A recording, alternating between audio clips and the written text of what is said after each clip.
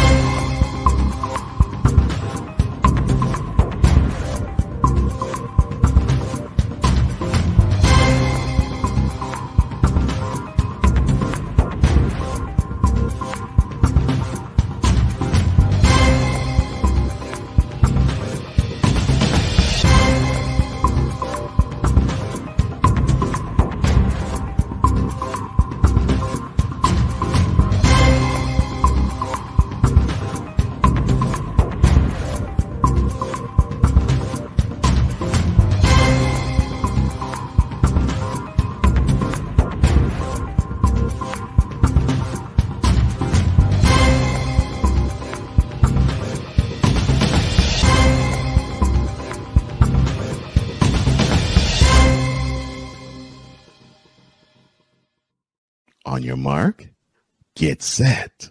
Let's go. I can't do it. We'll do it live. Do it live! I'll write it and we'll do it live!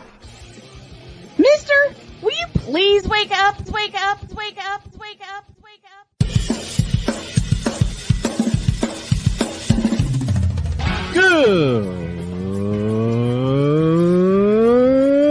Good morning. Kevin Durant, you should have left California.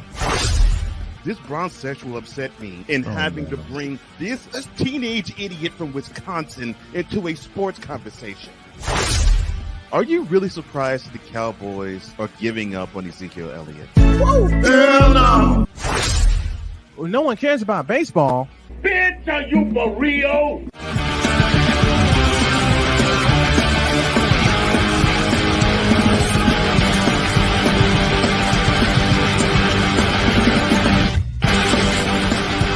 Oh, yeah.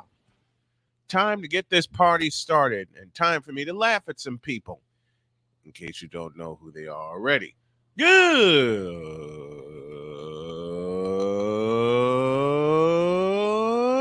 morning.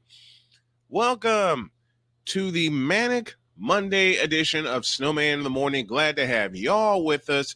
We are presented by BetUS.com. BetUS.com, where the game begins. BetUS.com provides us with all of our numbers, all of our stats, not all of our stats, all of our numbers, all of our spreads, and everything you want to know. So if you are a sports bettor, you want to get with the best, and the best is BetUS.com, where the game begins and where old Snowman puts his bets.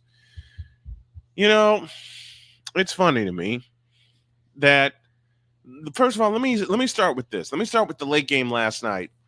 And let me drop some kudos to the Los Angeles Rams for how they were able to come together after a horrid start to finish 10-7, second in the West by 2 games.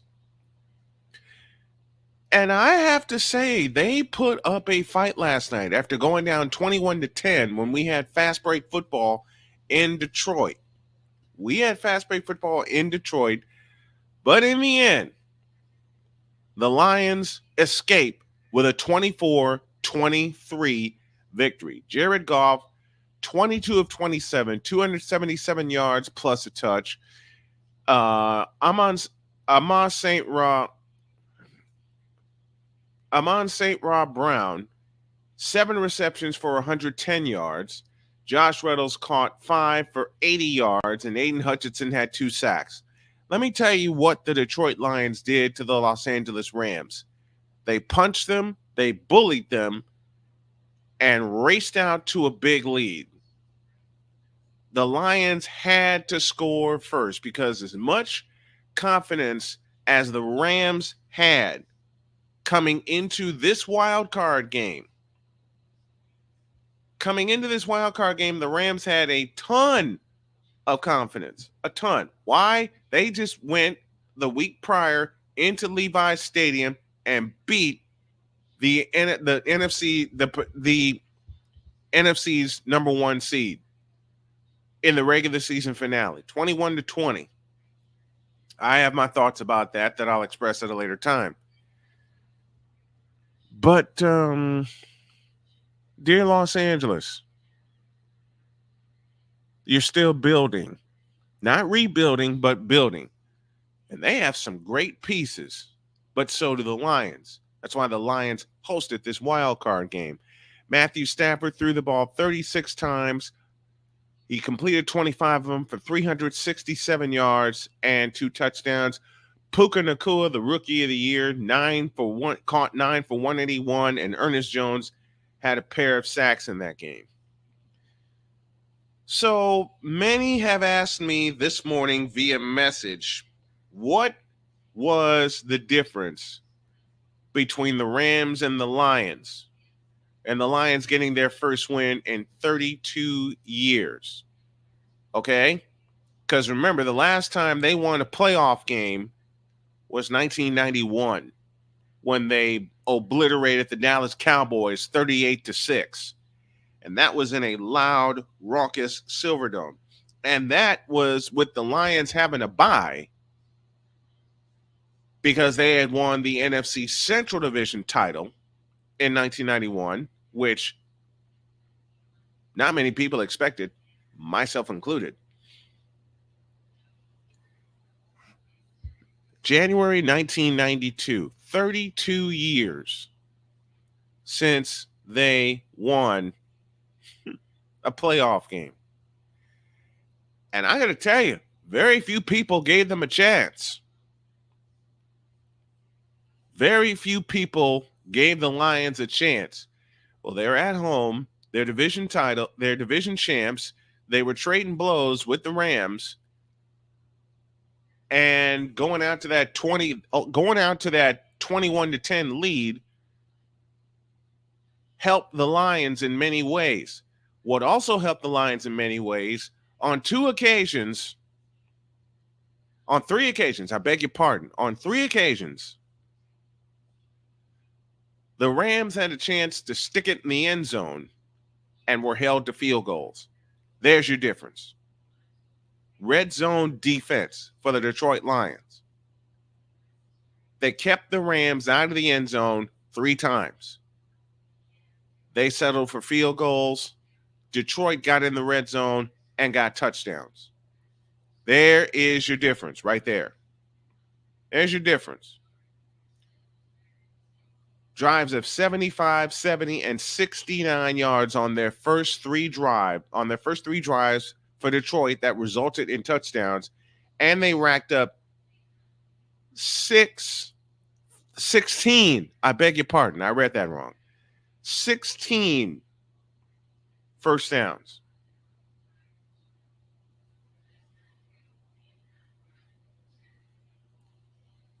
Sam Laporta is back. Rookie tight end.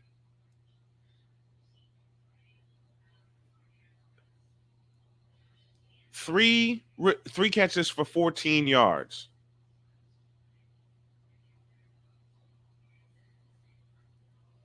He also scored a touchdown in that game. And that came on a 4th down gamble, which actually paid off.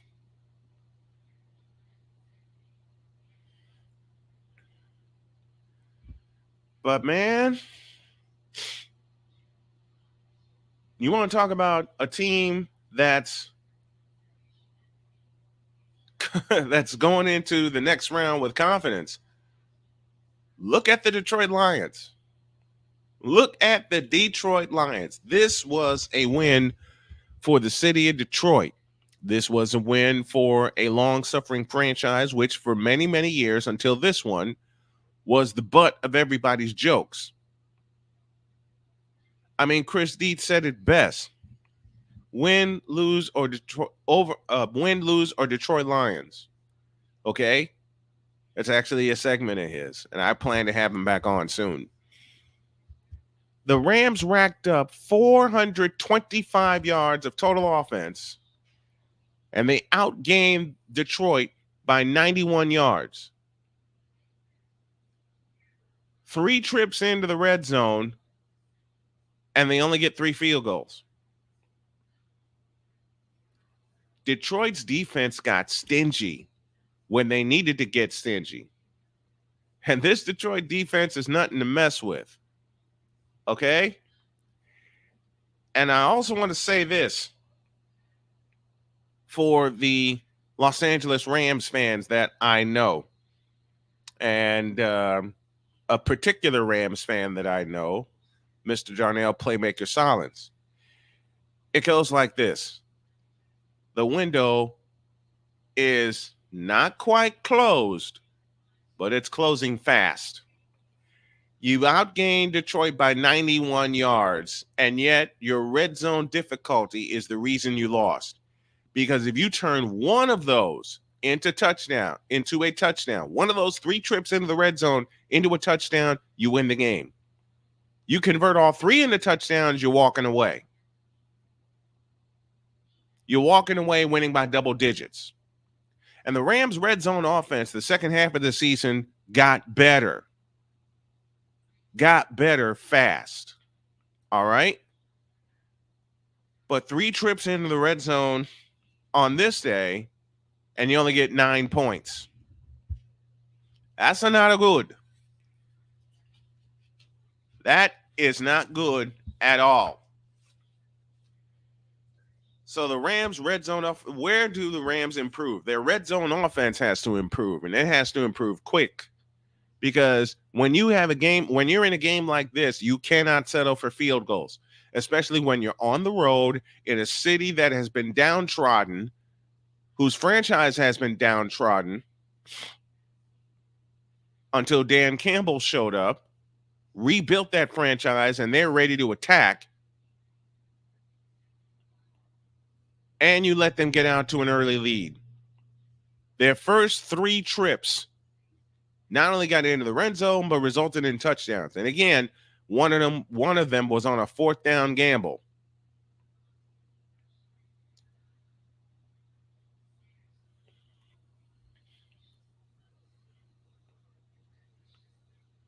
You got within 21-17.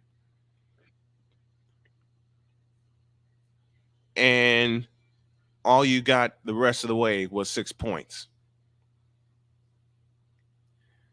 The red zone offense of the Rams shut down.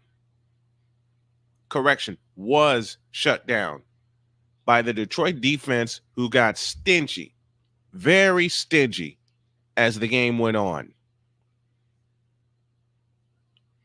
That was the Rams' problem. They got into the red zone and only came up with field goals. 3 trips into the red zone. 3. That means 3 chances to score points. That means 3 chances to score touchdowns. And you failed all 3 times. There was your test, Los Angeles.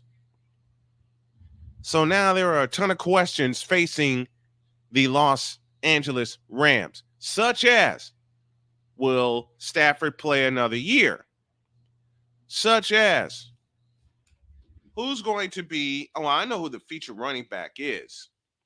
The featured running back's going to be, the featured running back's going to be Kyron Miller. Okay? But that running game has got to be shaped up.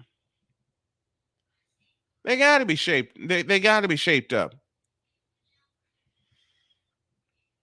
And they leaned on Stafford, as they tend to do, to get them the win instead of using their entire offense.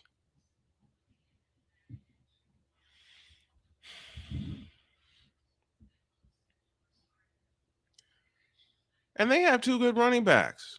The Rams do. They got 2 good running backs and didn't use them. Well, didn't use them often. Let me put it that way. Didn't use them often. Their 2 touchdowns came via the pass.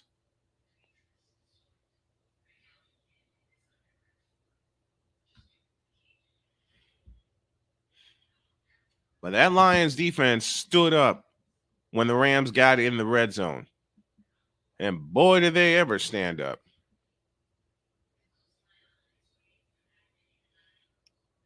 But I also will say there was a play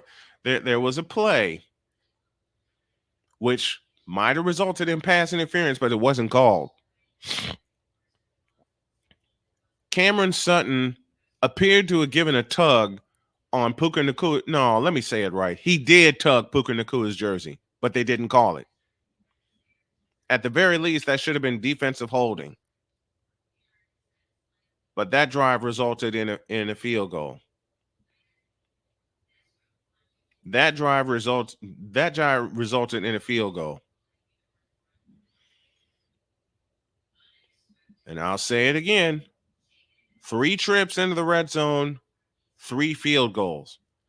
You turn those into touchdowns, and you're walking away with a win, a big one.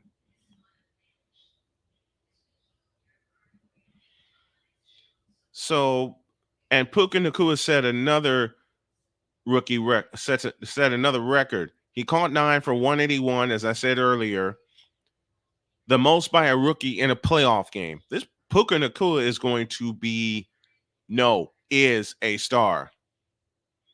He broke the regular season record for catches with 105 and receiving yards by a rookie, 1,486.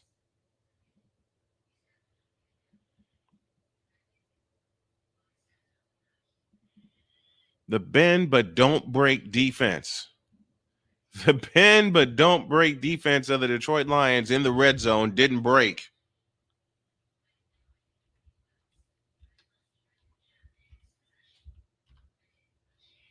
The bend but don't break defense.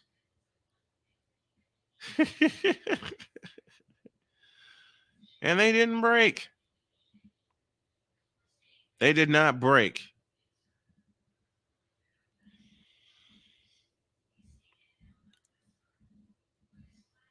So now it's onward and upward for the Detroit Lions. And we will see what belies them going forward. We'll take a timeout here as I was trying to find the upcoming schedule. Real-time research, folks. Take a timeout here, and when y'all get back, the little clip that I opened with, I'm going to play it often, and I'm going to answer Tyrese Cisco McKnight's question the same way I did to open the show.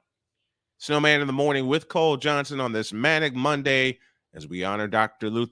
Martin Luther King and his dream, which stays alive after this.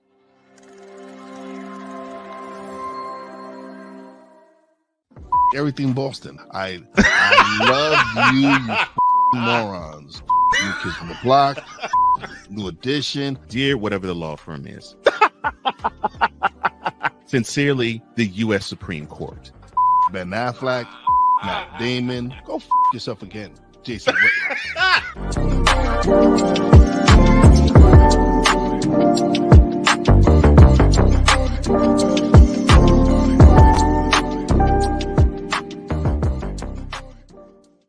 Join the transporter to Hades. Your butt and gut becomes one.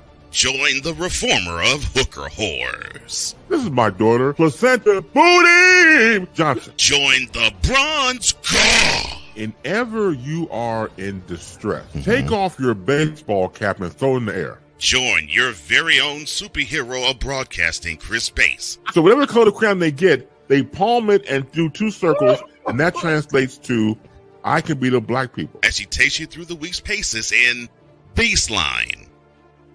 Live every Saturday at 8 a.m. Eastern, 7 a.m. Central, Pacific time zone people, just stay asleep when this is on live and just catch the recording. Oh, I'm sorry.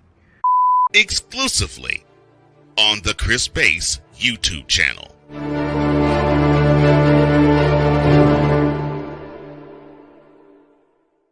Ready to hang with some fellas who know football? Let's ride.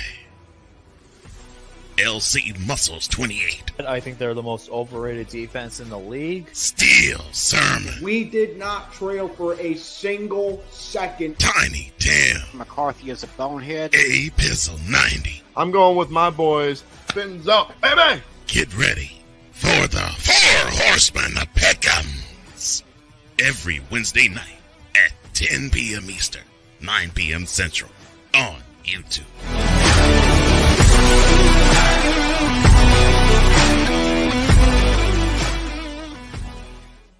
Mister, how do you operate this Twitter thing or this Instagram thing or whatever the heck? You're supposed to know all this stuff. Anyway, welcome back to the show. Ladies and gentlemen, I give you once again Tyrese Cisco McKnight. Hey, ain't nobody calling me, texting me, paging me, asking me, are you still involved? Why? One reason, because we did this. We gotta pause that.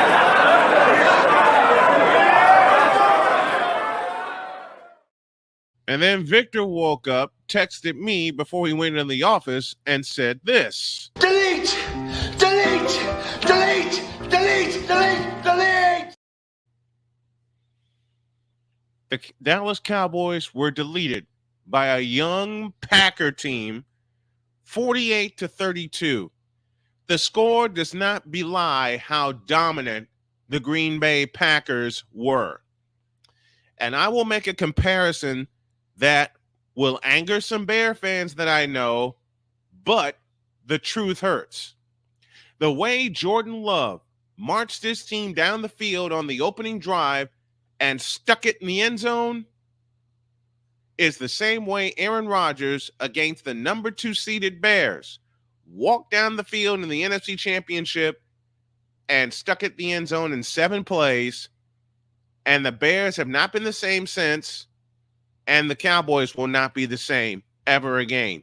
To allow a 7 seed into your house and stomp a mud hole in you and walk it dry while they're walking off to a plane to Santa Clara. If I were a Cowboy fan, a rational thinking Cowboy fan, and not a member of the moronic Republic of Cowboy Nation, thank you, Victor, I'd be totally and emphatically angry and embarrassed, because that is what the Packers did yesterday to the Dallas Cowboys. They embarrassed them. And it wasn't a stunning, the headline next to me on my monitor, stunning beatdown. It's not a stunning beatdown. If you watched Cowboy games all year and everybody wants to tell, oh, they're undefeated at home and they won their last, 16, 17 games at home? Yeah, here's the problem. The Green Bay Packers have their number. No matter if it's in Lambeau Field or AT&T Stadium. The Green Bay Packers have the Cowboys' number and made Mike McCarthy and his team look like idiots yesterday. They made him look like complete and utter fools. I actually, for a while, turned the game off after the first drive because I knew the game was over. And I know Moronic Republic saying, well, how do you know the game's over? I knew it like this. They allowed the Packers, this highly overrated, this stout defense, according to a lot of people, this highly overrated defense, according to yours truly, and a couple of others, was not going to stop that Green Bay offense. They just weren't. Not after they allowed him to walk down the field and stick it in the end zone as quick as they did. Not after they were able to walk down the field time after time after time and get points. They allowed this Dallas defense yesterday allowed not 1, not 2, not 3, but 7 touchdowns. 7. Most they allowed in the game this season was 6, and you know who delivered that beatdown. This Dallas defense is overrated. I mean, Micah Parsons is a stud, all right? Micah Parsons is an absolute stud. But this Dallas team kept beating themselves. They got a huge assist before the end of the first half when a false start should have been called on the Cowboys touchdown drive. But it wasn't called, and they allowed them points and allowed them to somewhat get back in the ball game. You know, with all the stats that I have in front of me, and I'll get to them in a minute, you know the greatest part about the first half of yesterday's game? Green Bay did not punt. 4 drives, 4 touchdowns. 4 time-consuming drives, 4 touchdowns. Let me say that again. 4 drives, 4 out of 5. I beg your pardon. And I incorrectly said that the Packers didn't punt. That is wrong. They did punt. They punted once. Once. Jordan Love only had to throw the ball 21 times. He completed 16 of them for 272 yards and 3 touchdowns. Romeo Dobbs, the receiving star, caught 6 for $151 plus a touchdown. Here's the difference between the Dallas Cowboy offense and the Green Bay Packer offense. When I read Aaron Jones, 21 carries, 118 yards, 3 touchdowns, and he had a reception for 13 yards. Let me read that again. Aaron Jones, 21 carries, 118 yards, 3 touchdowns. Dallas Cowboys, I've said this about you all year, and I will continue to say it about you. You have no dependable running game. And the key word is dependable. You never leaned on Tony. Well, you tried to lean on Tony Pollard, and everybody knew you were going to try to lean on Tony Pollard, and it didn't work. It didn't work. You have no dependable running game, Cowboys. Matter of fact, I know that I'm probably going to do this again in the next segment when Ryan McCarthy joins me. But dadgummit. Matter of fact, I'm not going to do it that way. I'm going to save that. I am going to do this.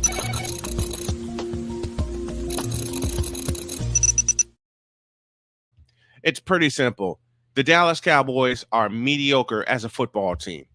It was a case, and I've said this all year, of feast or famine when it came to the Cowboys. They feasted on teams lower than them, and it became a famine when they played actual good playoff teams.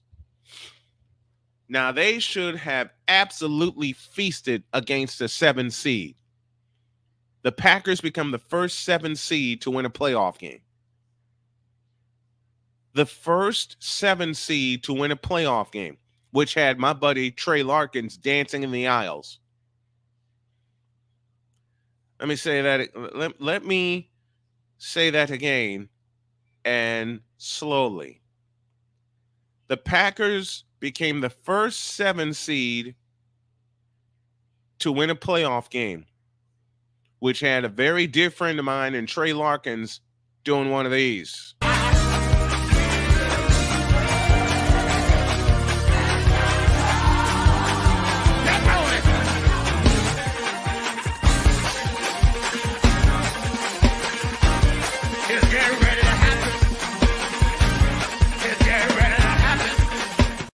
That was Trey Larkins after the Packers blowout yesterday. And I'll say it again. The score does not belie how terrible the Dallas Cowboys team as a collective is.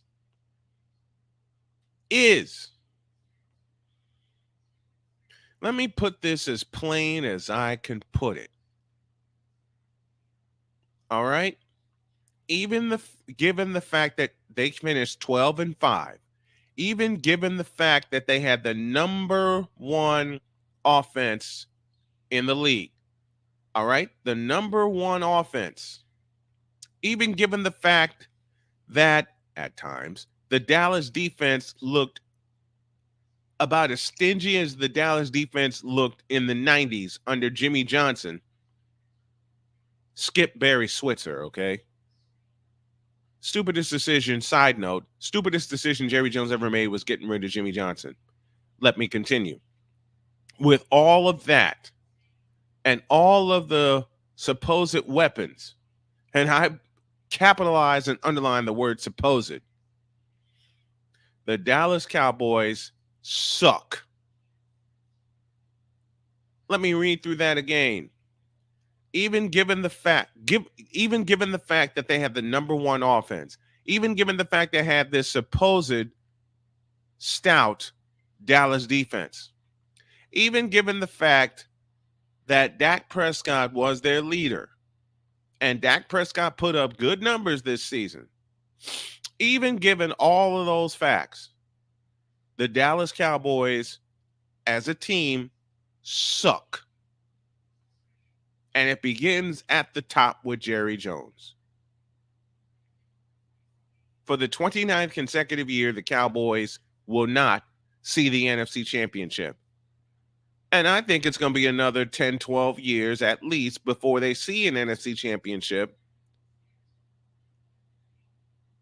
until they realize we still have some problems on offense, i.e., lack of a running game.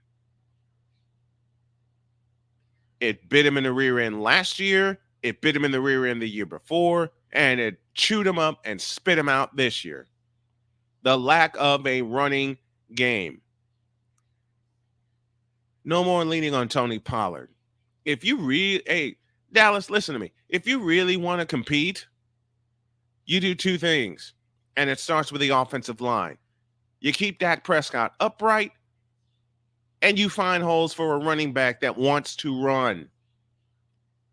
To borrow from the great Bruce Springsteen, the legendary Bruce Springsteen, a running back was born to run. You understand that? You can't turn Tony Pollard into Christian McCaffrey. He's just not it. Tony Pollard is not the solution to the Dallas Cowboys running game. All right? Let me say that again. Tony Pollard is not the solution to the Dallas Cowboys running game. The real stupidest thing you've ever done in recent history was let Ezekiel Elliott walk. But Ezekiel Elliott allowed himself to walk because he didn't keep himself in shape. He didn't perform well in big games, and he was allowed to walk to the New England Patriots where he's going to languish. Tony Pollard is going to languish in this Dallas offense unless he gets some help, period. And anyone who watched the Dallas Cowboys this season check that. Anyone who's watched the Dallas Cowboys in the last 7 seasons realize they leaned on Dakota Prescott every single time. But you cannot. All right, let me say that again. You can't allow your quarterback to throw the ball in a playoff game 60 times. 60. He threw the ball 60 times. And early on, there was no connection with CeeDee Lamb. His connection was to Jake Ferguson, who caught 10 for 93 yards and 3 touchdowns. All 3 of Dak Prescott's touchdowns went to Jake Ferguson. None to CeeDee Lamb, none to Michael Gallup, who both went for 100 yards plus. But a lot of that came in garbage time. And garbage time was when the second half began. This game was over at halftime. So to the moronic republic of Cowboy Nation, you will not go anywhere Where? Unless you develop a running game and you develop it fast.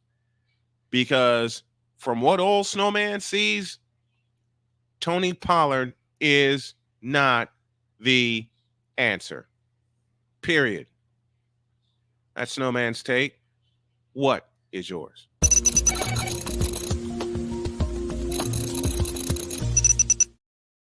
Coming up after the break, we sip some coffee with Ryan McCarthy, a.k.a. Ryan McCarthy. And boy, we're going to have some fun with that. Snowman in the Morning with Cole Johnson on this Manic Monday. Back in a flash. Hey, Eagles fan. Join my man Cool McCain and a host of others as they break down every single game, every single week in an objective manner, and also from a fan's perspective as well. Remember, this cast feels just like you.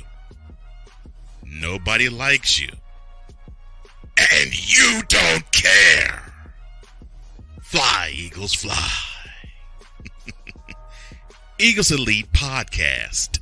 Every Wednesday at 8:30 p.m. Eastern on YouTube and other podcast outlets.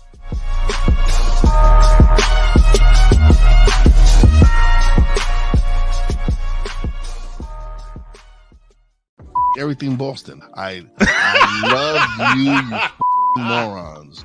New Kids from the Block, New Edition. Dear whatever the law firm is. Sincerely, the U.S. Supreme Court. Ben Affleck, Matt Damon. Go yourself again, Jason Whitlock.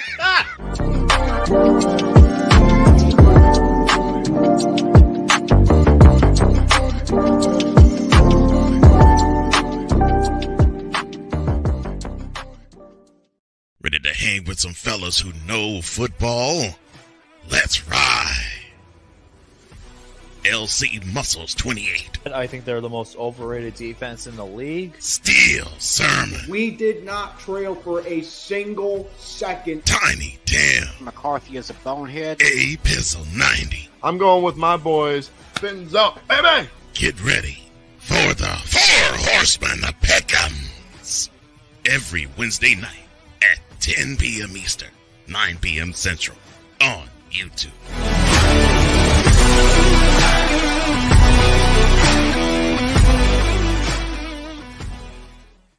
Poppy J. You got the option to cry for the government. You got the option to protest. You got the option to keep buying. But this is also an option. Wise El Jefe. We're the first tech geeks. We're the first gamers. We're the first everything. Everything. Like Gen X's, we are the ones. BS3 Network proudly presents the crew from the New York boroughs who never wants that smoke. Nah, they want that fire. Poppy J and Wise El Jefe. Fridays at 9 p.m. Eastern, 8 p.m. Central. Check your local listings for your viewing and listening pleasure.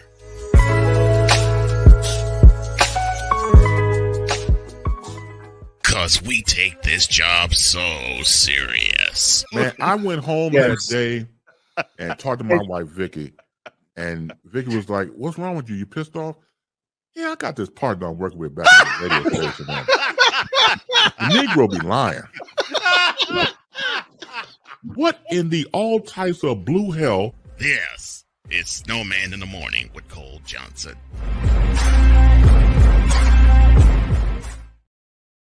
Oh, you had to have been there to see it and believe it. The incomparable Chris Bass, our dear, dear friend. And that story actually happened at PSI Radio. And one day this week, I will repeat it and tell you the entire story of what happened, which led to that comment and led to the laughter that ensued. Speaking of laughter that is ensuing, I better fill this up, which my wife gave me, and we better sip a little coffee.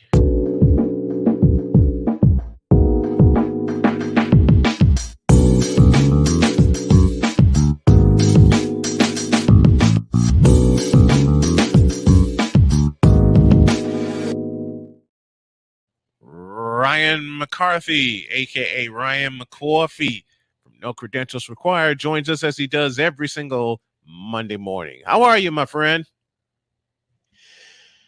Doing all right. Doing all right. Yeah. You know that Dak Prescott photo you sent me last night with the Maple Leafs logo on it pretty much described the two franchises right now, especially after that blowout last night in Dallas. Man.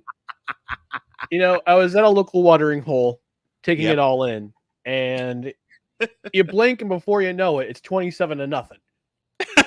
Are you kidding me? Like, I thought you were them boys. What happened to them boys? Where's Dollar Store Usher? Okay. I will bring this in the same way that I will play the same clip that I played before the opening of the show this morning.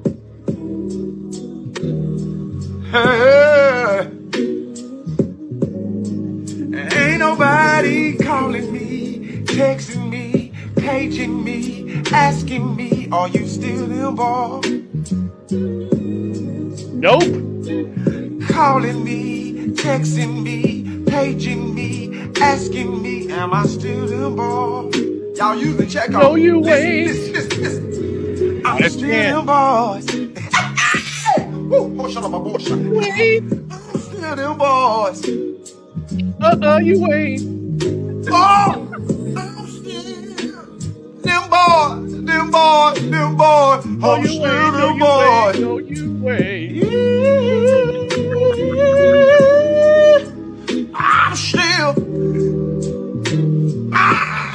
them boys. Not a chance. Tagalong got so disturbed. Tagalong got so disturbed by my singing, he left. That's how I right began, here. That's how I began right the show. And he's like, nope, I'm out of here. Yep. Bye, human. Jody peeked in briefly, and then she saw that, and she said, I'm going back to bed. The heck with this. I began the show with that, and I'm laughing the entire time. I nearly missed my cue. Yeah, we might play it on. We might bring back that hit on Tuesday night. You're gonna have to play this tomorrow night. You realize that, don't you? Oh yeah. You and Dustin, since tomorrow's Tuesday night, you gotta play that. Yep. We're gonna play. You gotta play that. We're gonna play it, and there's no copyright infringement because it's original. None. There's none. Thanks, TikTok. Thank you, TikTok, for that, because I'm gonna wear that out this morning. What am I talking about? I've already worn it out. Oh no, this is a song you can't get tired of playing. You can't, especially after what happened. Especially after what happened in Arlington, to borrow from the great Cool McCain with the Arlington football team. Hold on, don't forget. I forgot to send this to you. So there was a Twitter account. Let me give credit where credit's due. I found from @Cameron Kovac. It says, "Yeah, just a friendly reminder that XFL Renegades season tickets are on sale now."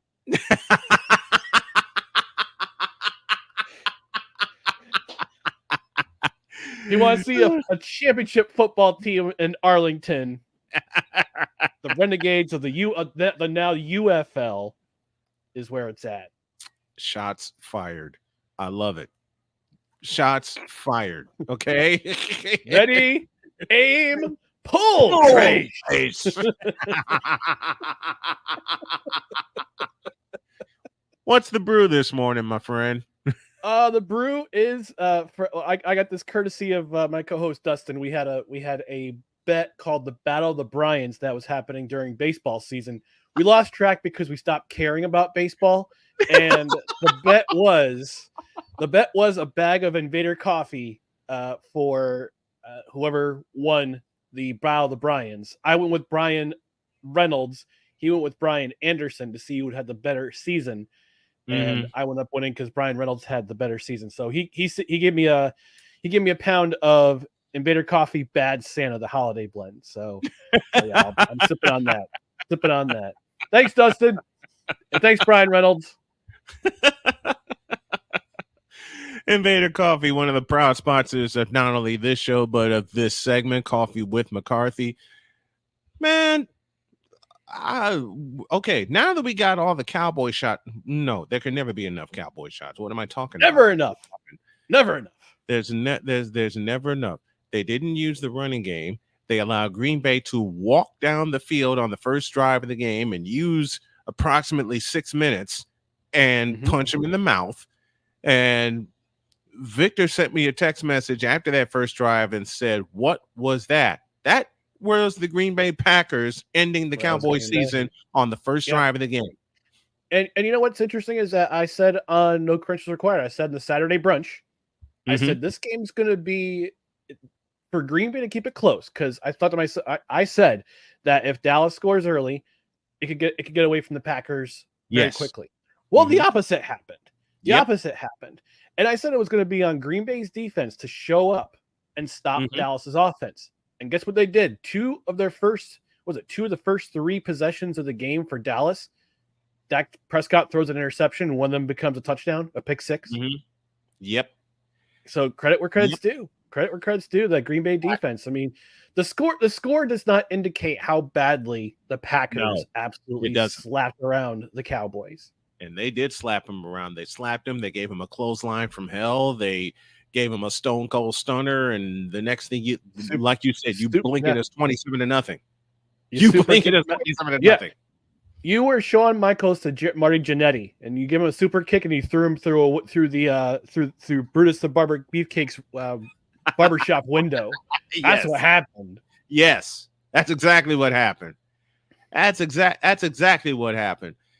Speaking of being punched in the mouth, the Steelers and the Bills today at 4:30 got socked in the mouth, but by Mother Nature.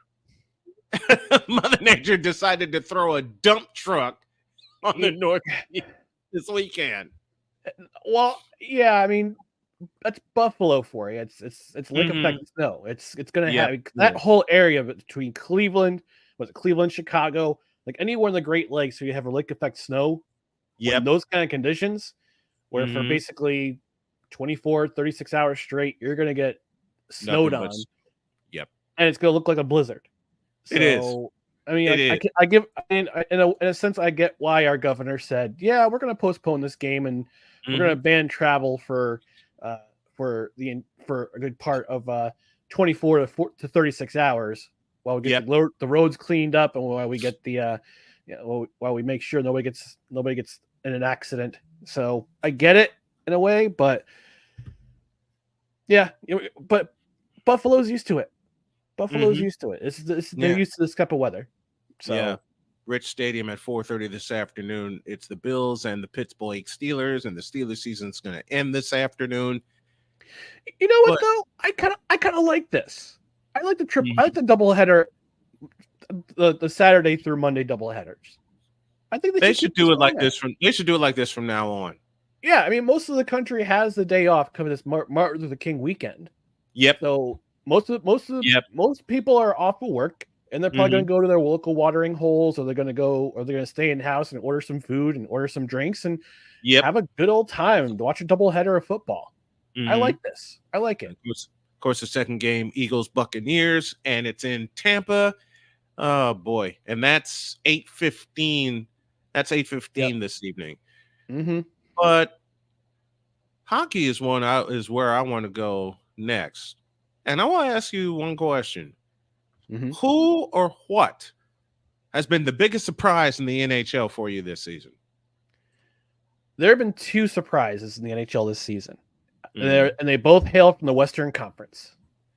And they're both Canadian teams. All right. The Vancouver Canucks, Winnipeg Jets. Winnipeg Jets I kind of saw coming. The Winnipeg Jets. Yeah, Vancouver I didn't see coming. Vancouver's sitting on top of the league right now. They're sitting on top of the league, and Winnipeg until recently they lost to Philadelphia, who is another surprise team this year. Yeah. When I saw them hire John Tortorella last season, I said to myself, this franchise doesn't take themselves seriously. They don't take themselves seriously.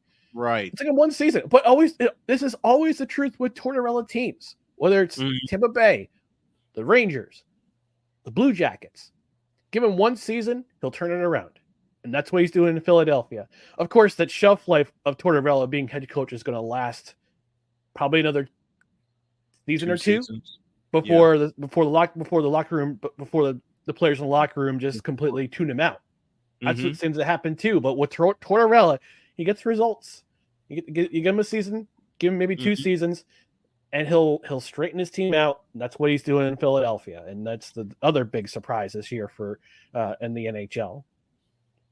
Is Philadelphia built to come out of the East or come out of the Wales Conference? I'm sorry, I have to say it old school. Are they built to come out of the Wales Conference? No, not this year, not this season, because you had the Rangers who are ahead of them. They're a team. I hate to say it. I know Wise is going to be all like, "Yeah, McCoffee, that's right. You give us some respect."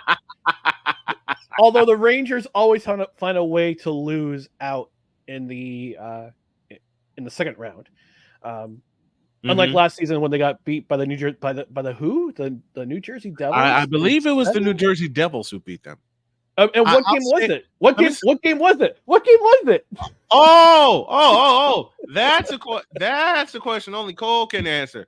Let me see if I can find it. But it was indeed the New Jersey Devils. And they beat the New York Rangers. Say it. Game 7.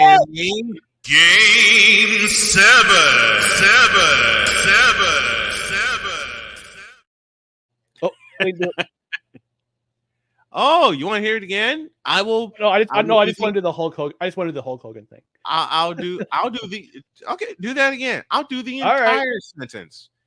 The New Jersey Devils beat the New York Rangers in a Game 7.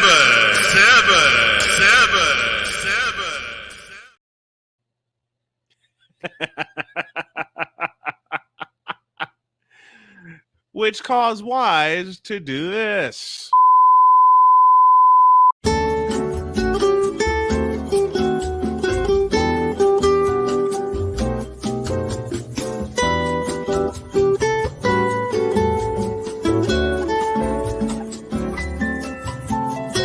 Experiencing technical difficulties. Yeah, there are quite a few technical difficulties. Yeah. And last week there were quite a few technical difficulties on this program, me running around like crazy, which is why I'm making sure this gets in. And I had backed up my my doctor's appointment to make sure we can get this show in, because that's what my doctor and my wife asked me. Yeah. Well, continuing our conversation, there's 2 teams. Yes. Actually, there's 3 teams I want you to keep your eye on after the All-Star break. The first team, Florida Panthers. They're proving that last year was not a fluke. It was not. They were not a fluke. They barely. I wouldn't say they backed into the wild card last year, and then they had to play Boston in the first round. And then after Game 5, when they came back and won, they blew the doors off. Mm-hmm. They blew the doors off. And they beat Boston in a Game 7.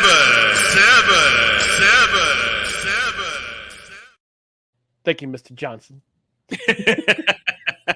That will never get old. No, it will not. The second team, I want you to keep your eye on, Edmonton Oilers.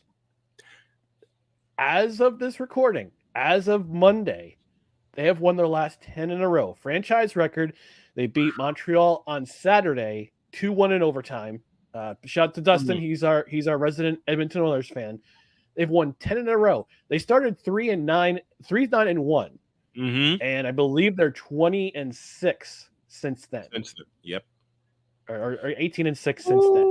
They won the last 10 in a row. 10 straight wins. The third team you want to keep your eye on the Seattle Kraken. They've won their They could. last 9. They've won their last 9 in a row. 9 straight. Here they come. Started the season 10-14-9. Mm-hmm. Now they're hot in the they're right behind Edmonton and Nashville, who's another surprise team this year, for that last wild card spot. The only reason is with Nashville somehow has climbed their way back into this thing. I mean, Nashville was close to a wild card spot last year. They rallied in March, and they just kept the momentum going. Barry Trotz is I believe it's the GM now for the Predators. So it's that Barry Trotz magic, man. He's working his webs. You know, he did that with Washington, won a Stanley Cup. Did that with New York Islanders, brought them to 2 Eastern Conference Finals. And I think he was unjustly let go by the Islanders. But hey, when Lou Lamoriello runs the show, it's his show. So you either his way or the highway. And unfortunately, Barry Trotz went to the highway. Got left on the highway. Yep. Yeah. So yeah, those are 3 teams I keep my eye on from All-Star break on. Just because, and I might just they're wagons. They're all wagons. I just might mess around and hitch my. I just might mess around and hitch my trail to Seattle's wagon, and I'm going off of the way they played in a Game 7. Dang it, get out of my head. I was going to tell you about that too. Because they beat the previous Stanley Cup champion in a... They beat Colorado. I'm looking this up here, and they beat them in a... Game 7.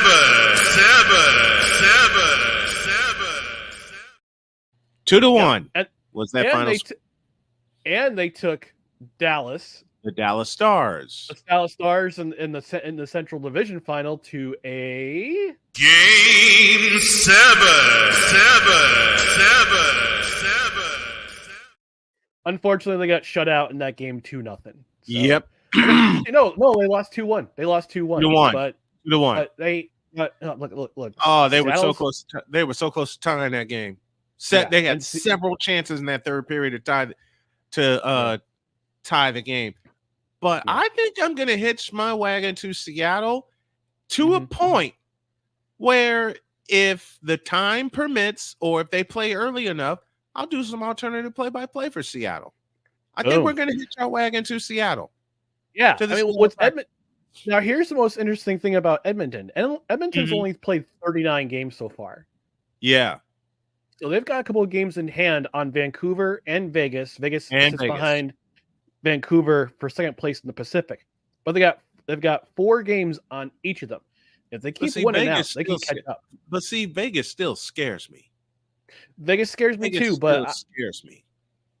I don't know if you saw yesterday. Phil Eichel went on IR yesterday. Yeah, I saw that. Yeah, just the same. Connor Bedard went on IR with a broken jaw, and I hate that because he was. But can he still win Rookie of the Year, or is he going to miss enough games where it'll take him out of the run? I don't think it'll impact him that much. I mean, broken jaw, I think takes about, I want to say 3 to 4 weeks to come back from. I want to say it depends on how badly his jaw was broken. I mean, if it was a compound fracture, he'd be out for a while. But if it's just a hairline fracture, it's not that it won't heal. It won't take that long to heal. I'm pretty sure they have. I'm pretty sure they have him in hyperbaric chambers and trying to get him healed up quicker. So, bone simulations. As far as my Blackhawks go, they need 1 or 2 more stars to get back to where they were in the 2010s. Because someone has to be alongside Connor Bedard on that on that line. Yeah, I mean, it's a complete rebuild in Chicago, and I understand that. But when you snatch Connor Bedard, and even though you're languishing toward the bottom of the Western Conference and the bottom of your division, every game is sold out at the United Center. Every game is gone. Yeah. It doesn't help that. Oh my gosh, this season for the Blackhawks has been just atrocious. since this is the Corey Perry incident, apparently, and I guess he's eligible to play again. And then Taylor Hall tearing his ACL, he's gone for the year. So it just couldn't have been. I mean, every rookie has a tough first season. Every rookie. It doesn't matter who it is. Yeah. So I just feel bad for the Blackhawks, but brighter days are ahead. Brighter days are ahead, Blackhawks fan. Brighter and better days are ahead. Man, oh man. One more thing we're going to do, and I know a lot of people are not going to like me, and this is going to be a dual effort. Mr. Dak, yeah, exactly. Screw it, Mr. Dak Prescott, have a seat.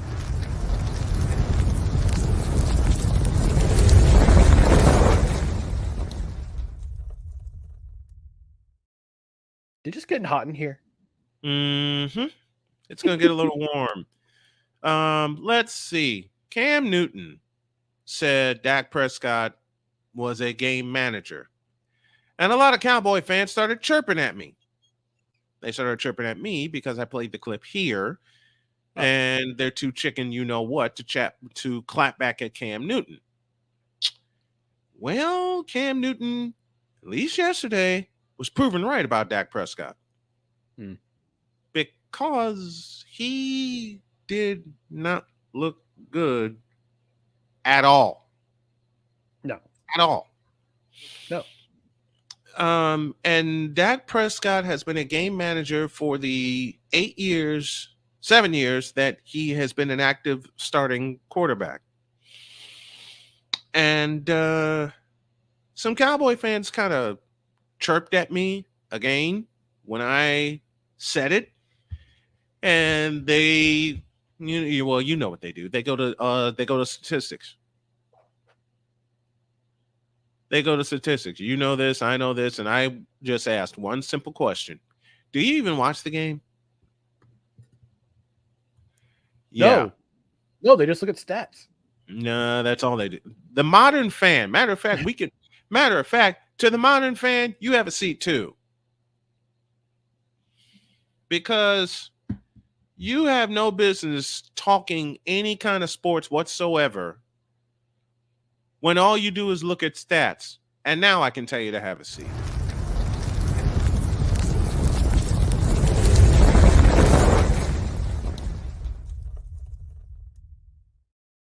I've said it. McCoffee has said it. Jay Spivey has said it, who will join us later. Victor has said it. Cole Johnson, the EP master, has said it. You can't just look at statistics when you're talking about players. And in the 21st century, these modern pundits, these modern punkdits, I'll say it. Oh, I know that's not a word, but I just made it up. I was gonna say it's a new word. Keep it. It is. I'll let you. Modern punkdits. That's how I can say it. Hey, I spent time with my grandson over the weekend, and he made up words too, so I'm going with it. All good. They look at numbers and don't look at the pictures that tell the entire story. Yesterday was one of those times, and Victor texted me right after the game ended in Arlington. 5.6 seconds. 5.6 seconds where someone had said, you know we're getting next year, right?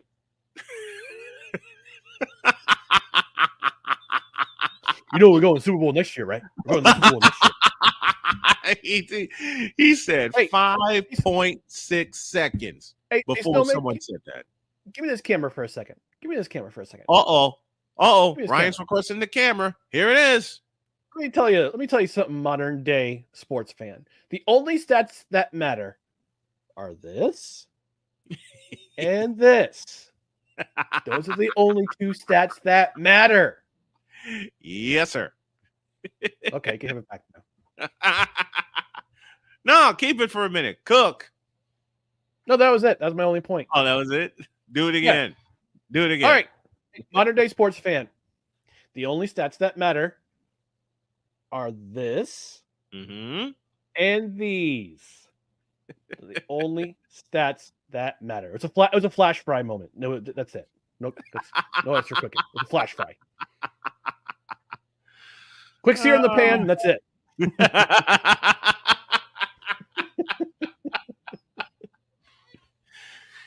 People say we don't have fun on this show. Yes, we do. Who says that? Not people who don't have fun. That's who. Exactly. Mm-hmm. People that think they know what they're talking about. Oh, did I say that aloud? People who look at stats. That's who.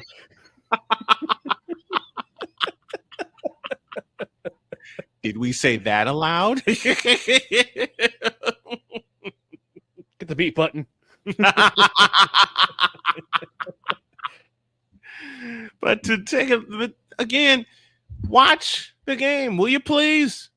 Mm-hmm. Especially a certain group that we continually roast on Wednesdays, and I promised I wouldn't cuss, so I won't say it here.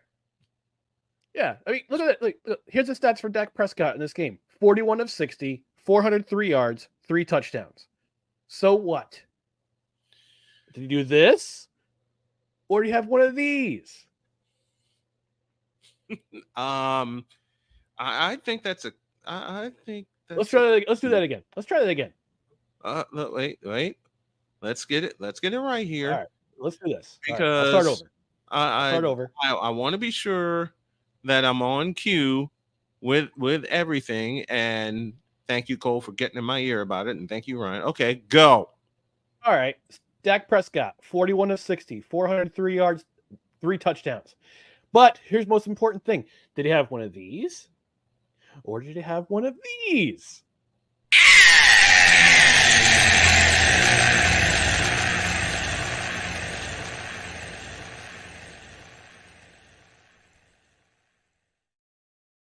He had one of those.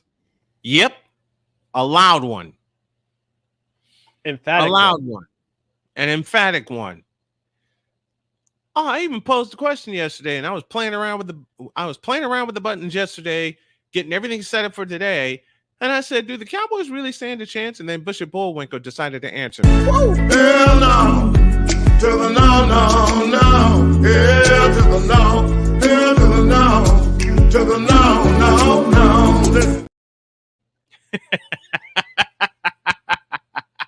Testify for the people in the back, Bishop. So modern day sports pundits, modern day sports fans, modern day sports fanalists, watch the games, then make your analysis if you have the skill to do it. Now get up.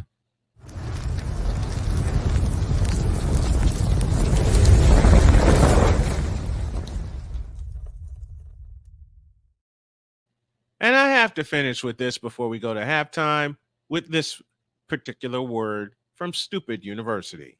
So I realized that I think even though it's not advertised, right, there has to be a place for stupid people. We don't know because we're not stupid, so we don't know anything about it, like a secret club society. Oh my gosh. So I come to the conclusion that he graduated from SU, Stupid University. Yeah, all the stupid ass letters that go along with graduating high honors of being stupid. I can't do no more, man. Vámonos, dominos, vámonos. Stupid University, where everyone graduates magna cum stupid. Thank you, Ryan, very much for joining me as he does every Monday. It's Coffee with McCarthy, and I believe you have a promo to give us, don't you? Oh yeah. No credentials required. Tuesday at 8 p.m. Eastern, and the Saturday brunch edition, Saturday 10 a.m. Eastern. Join us on YouTube, Facebook, or Twitter. Join the conversation. Let's have some fun talking sports. Let's have some fun, just as we do every Monday. Thank you, brother. Appreciate you.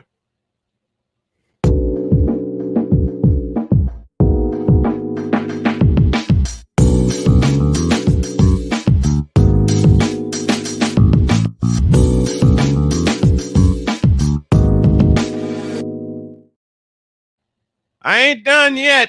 We're going to take some more shots at the Cowboys and continue to wrap up what happened on Super Wild Card Weekend and get you ready for the doubleheader tonight. After the No, not after that. After this.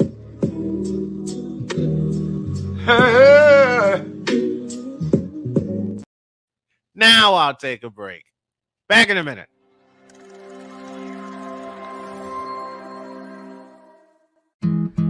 Where did the time go? I don't know how I got here.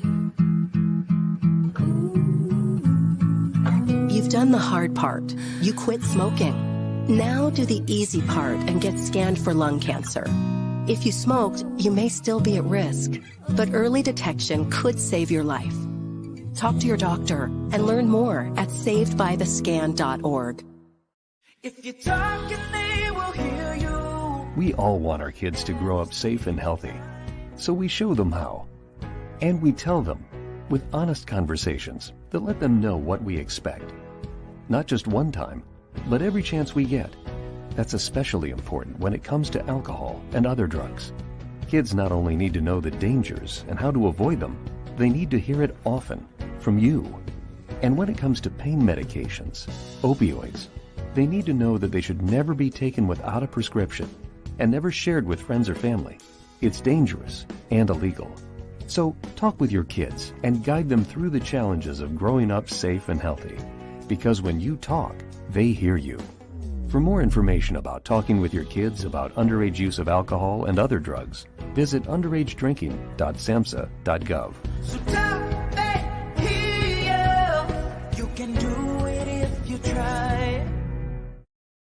He was only 58 years old when he passed away. That outcome could have been different. Colorado happens to be one of the worst states for radon levels. It's in our ground, and it seeps up. The more you breathe radon, the more chance you have of DNA being hit and the cell mutated. The EPA estimates 22,000 lung cancer deaths a year caused by radon.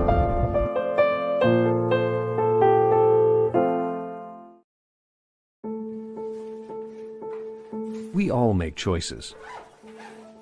When it comes to alcohol, kids make choices whether to drink or not. Bye, Dad. Bye-bye. Remember, I'm going to Alex's party tonight and sleeping over. Have fun. Hey, have a seat for a second. Remind me about that party again? Alex is just And adults make choices whether to talk about it. That's true of parents and every other trusted adult in a kid's life. Kids want to know our expectations when it comes to alcohol and other drugs. They want guidance and honest answers to their questions. And it makes a difference when the message is consistent and part of everyday conversations. So talk with your kids and help lead them on a positive path. Because when you talk, they hear you. For more information about talking with your kids about underage use of alcohol and other drugs, visit underagedrinking.samhsa.gov. Mister? How do you operate this Twitter thing or this Instagram thing or whatever the heck? You're supposed to know all this stuff. Anyway, welcome back to the show.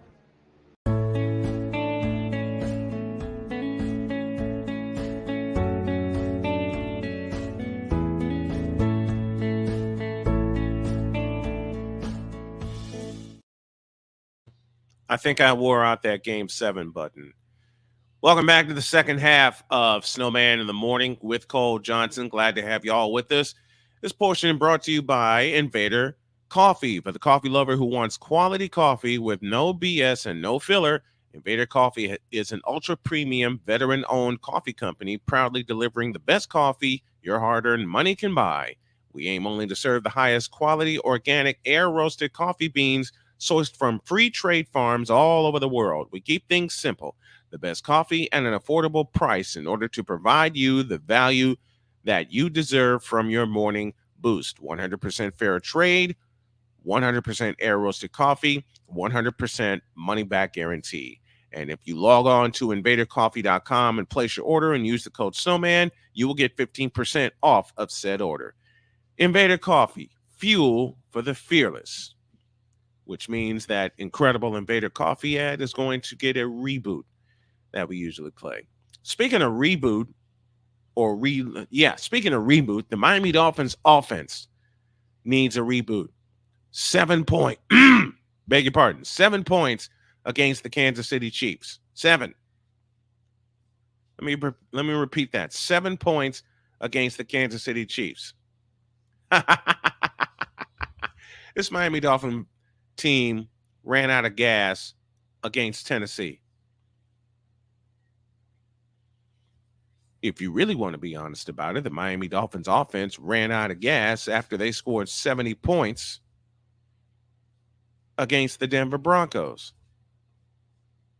You can use that point right there to declare the Miami offense DOA, dead on arrival. Put a toe tag on it. And a lot of Dolphin fans are not going to be happy with my next statement, but you need a new quarterback because Tua Tagovailoa is not it. There are so many times this year he's still feeling the effects of those 3 concussions he suffered last year. And I gave the advice that Tua Tagovailoa should walk away. The Chiefs, not worried about them. Mahomes threw the ball 41 times, only completed 23, 262 yards plus a touchdown. Rashee Rice caught 8 for 150. Isaiah Pacheco, 24 carries, 89 yards, and a touchdown. Isaiah Pacheco is their new running back, and the Chiefs should lean on him very, very heavily. Very heavily. Clyde Edwards-Helaire, prepare to be traded or let go. Tua went 20 of 39 for 199 yards, a touchdown, and a pick. That's all you need to know.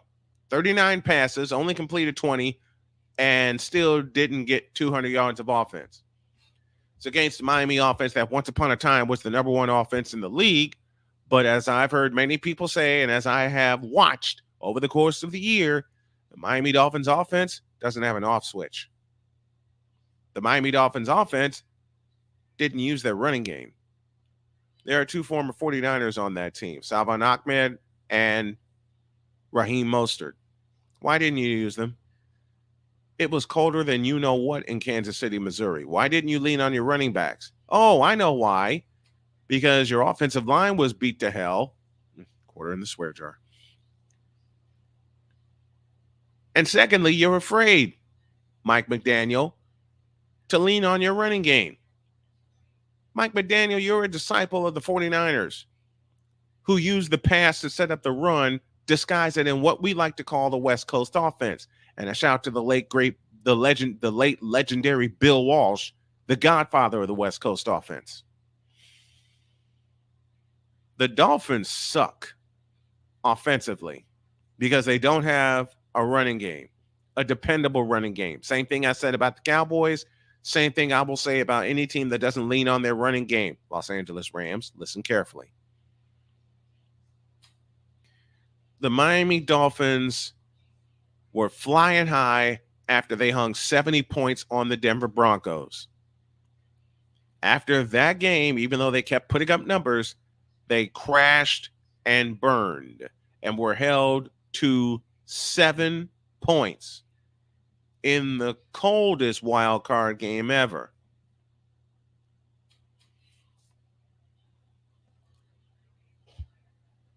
And halfway through the 4th quarter,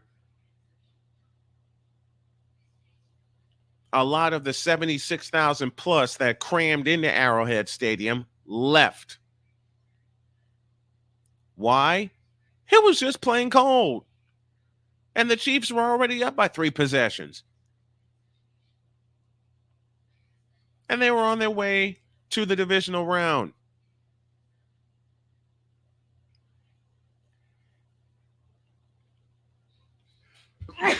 Excuse me. That snuck up on me.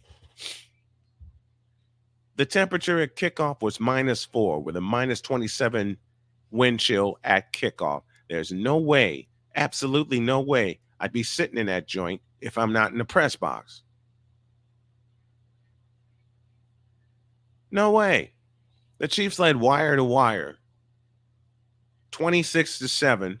They beat down the Dolphins. And Harrison Butker, shout to him, 4 field goals, a Chiefs postseason record. And I wasn't worried about this game. Mahomes said, quote, "Let's come in with that fire." They certainly did. They scored on its opening drive in less than 4 minutes. They scored on their opening drive, and it took less than 4 minutes. And the only score of the game was a 53-yard touchdown pass from Tua to Tyreek Hill. Made it 10-7 early in the second quarter. Did nothing since then. Nothing. The Dolphins up to that point had 98 total yards on 32 plays as the fourth quarter began. They had 76 rushing yards all game. Isaiah Pacheco rushed for 89 by himself. Pacheco outrushed, I say, the Miami Dolphins offense. And therein lies the problem with the Miami Dolphins. No running game whatsoever. Well, let me take that back. They have a running game. They just didn't lean on it.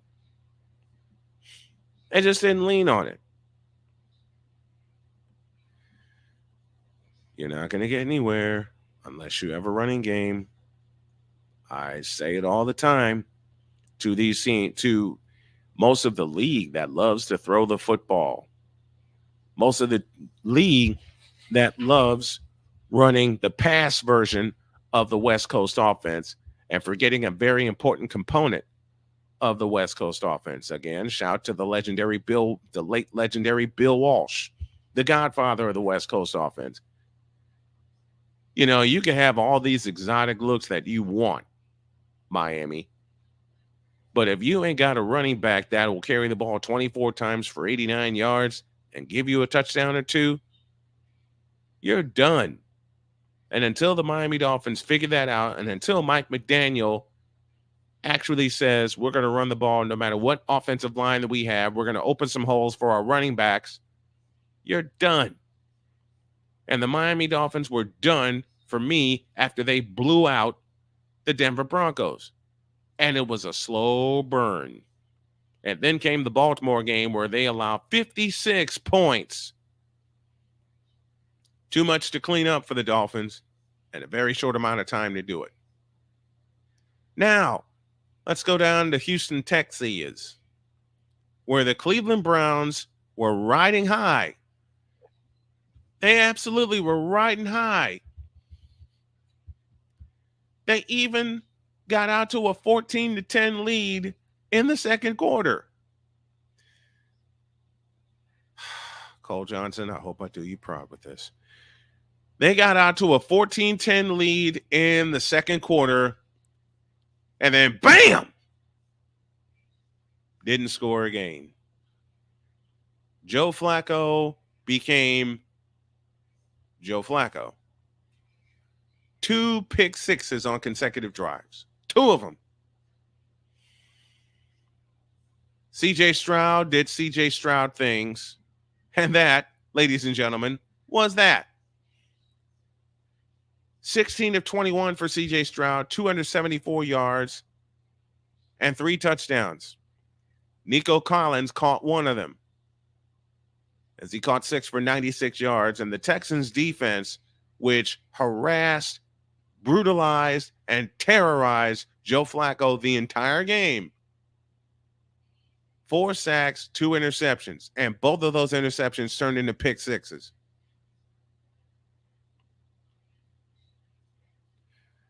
Mr. Flacco was 34-46, 307 yards. He threw a touchdown and 2 picks. And again, both of those picks turned into touchdowns. David Njoku caught 7 for 93 yards.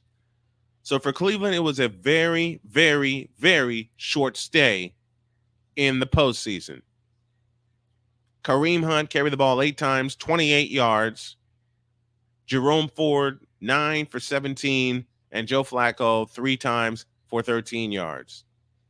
Devin Singletary for the Texans, 13 carries, 66 yards. John Mechie carried the ball one time for 9 yards. My only question is Devin Singletary going to be the answer for the Houston Texans at the running back position? I just hope that the Texans are able to capitalize on this.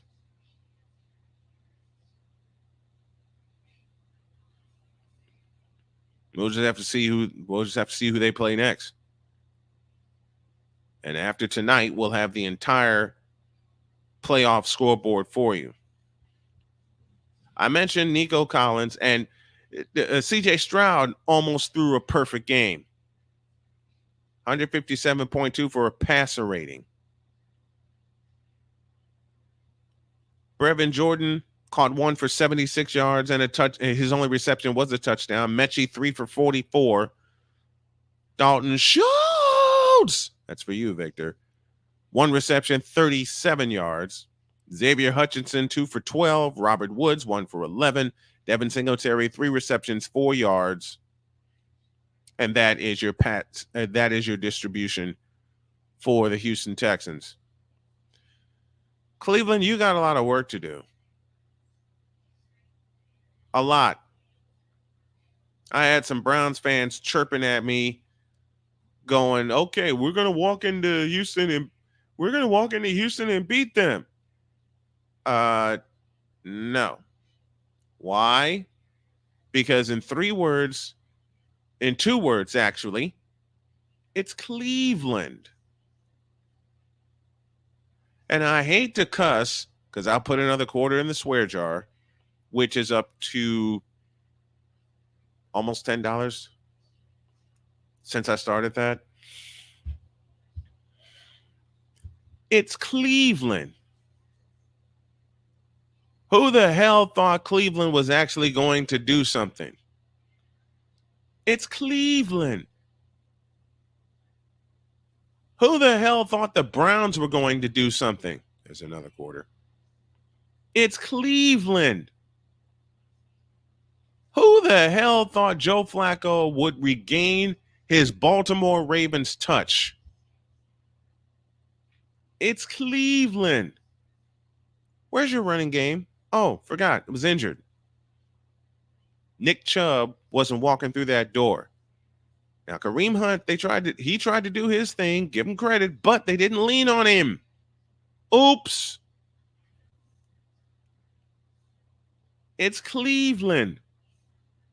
Where the hell was your pride? There's another quarter. It's Cleveland.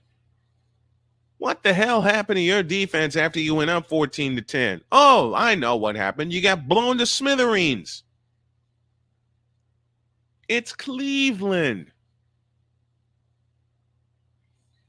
Once again, who the hell actually thought they were going to win in Houston?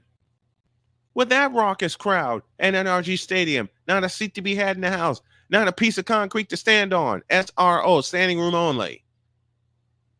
All right? Yeah, the matchup of 2 teams, and only one has had playoff success. It's Cleveland. Remember Pittsburgh in 2002? When you held a big lead and you choked it away? It's Cleveland. Until they clean up the fact that they don't have until Nick Chubb gets healthy, because that's their running game right there, until they jettison Deshaun Watson, which they can't because they're tied to him for the next 5 years, and he's going to miss 3 of them. Until they actually get a quarterback that means something to him, no offense against Joe Flacco, which makes you wonder, side note, are they going to sign Joe Flacco for the long term and really, really upset Deshaun Watson? Time will tell. My early answer is no, but time will tell.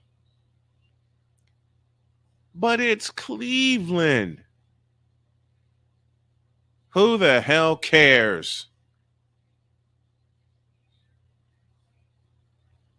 It's Cleveland. Period. Point blank. Dot. End of story.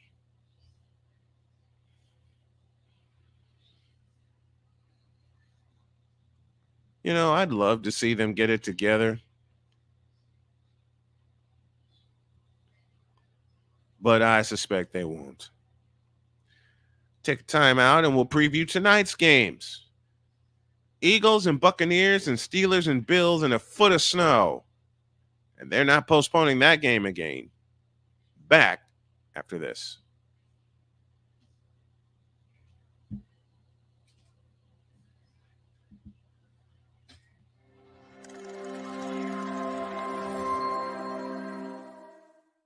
Everything Boston. I love you, you morons. New Kids on the Block, New Edition. Dear whatever the law firm is. Sincerely, the U.S. Supreme Court. Ben Affleck, Matt Damon. Go yourself again, Jason Whitlock.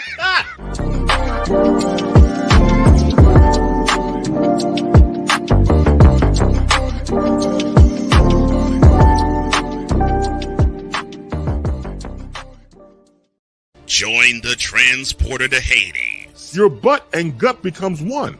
Join the reformer of hooker whores. This is my daughter, Placenta Booty Johnson. Join the bronze god. Whenever you are in distress, take off your baseball cap and throw it in the air. Join your very own superhero of broadcasting, Chris Bass. So whatever color crayon they get, they palm it and do two circles, and that translates to I can beat up black people. As he takes you through the week's paces in Baseline.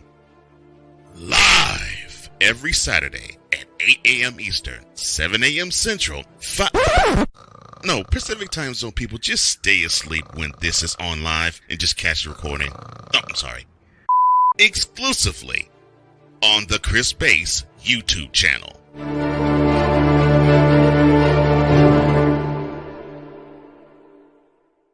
Ready to hang with some fellas who know football? Let's ride.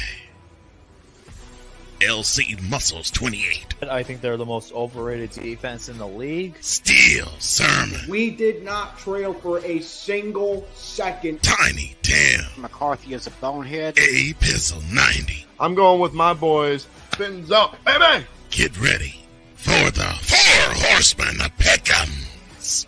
Every Wednesday night at 10 p.m. Eastern, 9 p.m. Central on YouTube.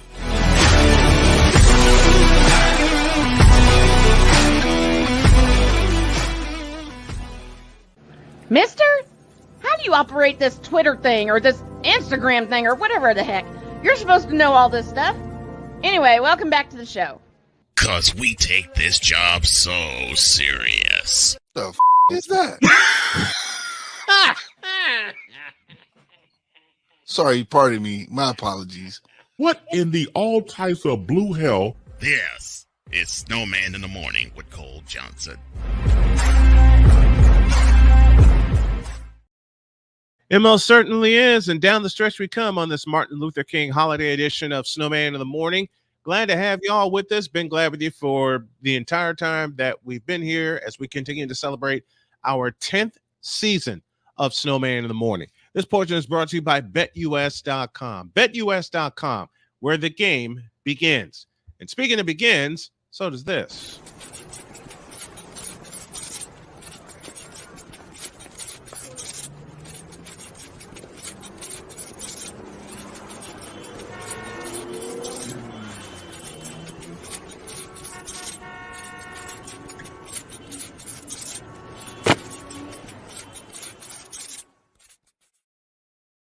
Well, Cam Newton's statement about Dak Prescott yesterday turned out to be true. He's nothing but a game manager, and the Packers defense proved it. To help me out, here's Jay Spivey. He joins us on the Invader Coffee Hotline. Good morning, my friend. How are you? I'm doing good. How much did you laugh at that Packer Cowboy game yesterday?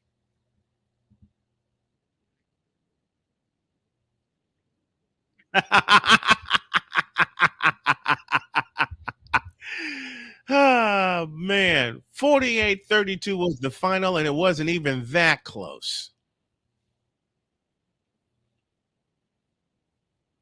Mm-hmm.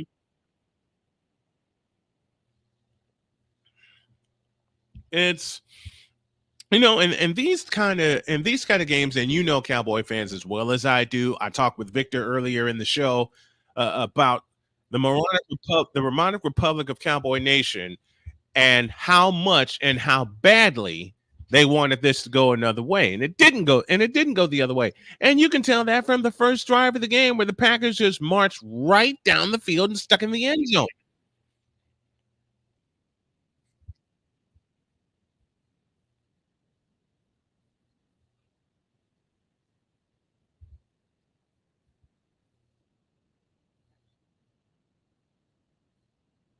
Mm-hmm.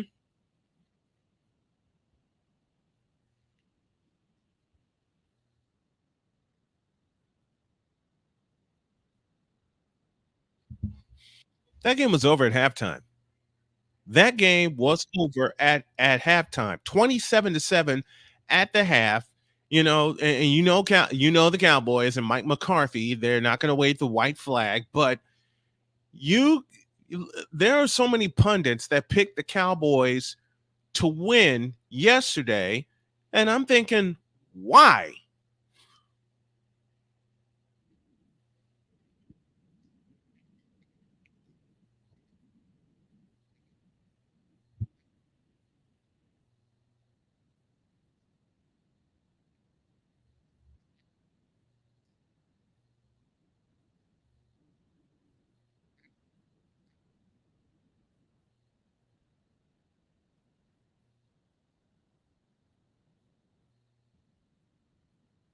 Mm-hmm.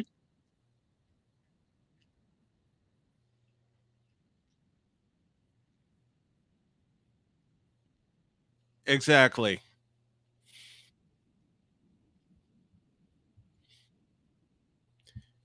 Especially with all the talent that has rolled through there since 1995. And some of the talent that was retained after that last conference championship / Super Bowl team of 1995. And they have not been to a conference championship in 29 years. And it starts at the top. And you've said it so many times on this show, and it's so true. It starts at the top and it works its way down. And one of the stupidest hirings I will never understand with the Cowboys is that of one Mike McCarthy.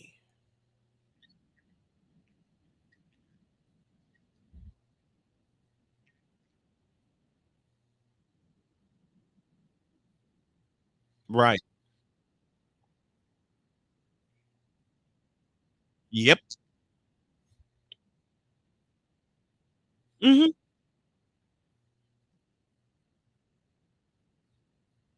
Mm-hmm. Yep.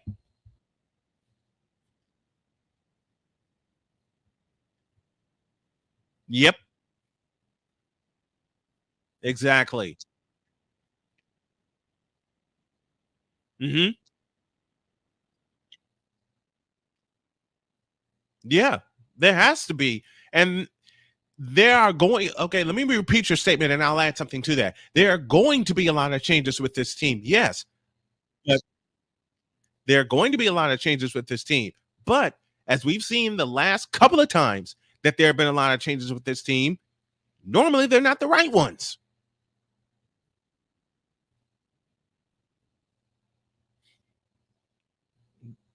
The worst decision, Jerry. Yep. Yep. Yep. They were they were off since play one.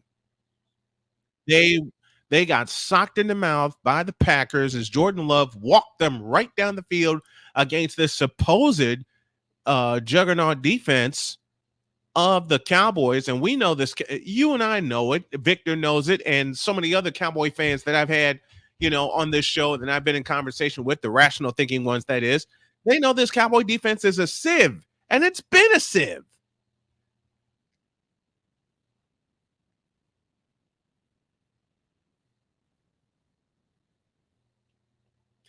Not after what I saw last night.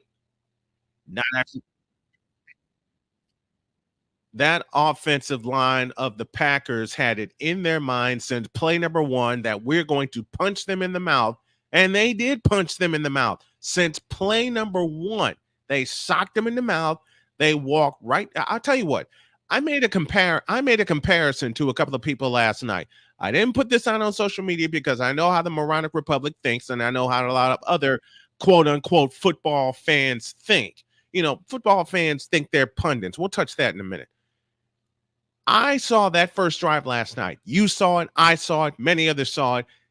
If you go back to the NFC Championship in 2010 at Soldier Field with an injured Aaron Rodgers, they walked right down the field on that Bears defense, and you saw it last night with Jordan Love walking the Packers right down the field against this Cowboy defense. They have the Cowboys number, and until the Cowboys get the right people in place, not just people in place, but until they get the right people in place, and I said this earlier in the show, they will never reach a conference championship, period.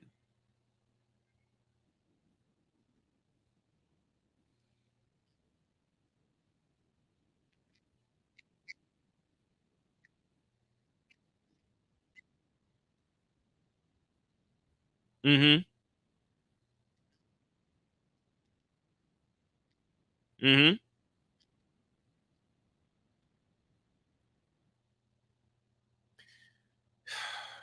It's just sad the way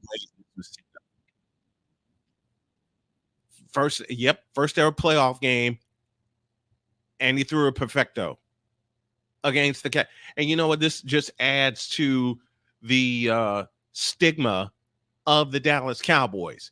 And I anointed them something to quite a few people yesterday, and it turns out to be true. And you've heard it all throughout the other professional leagues. The Dallas Cowboys are a regular season team, period.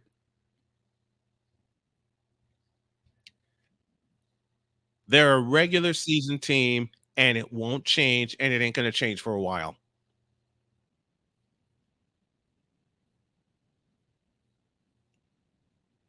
Yeah, agreed. Mhm, mhm.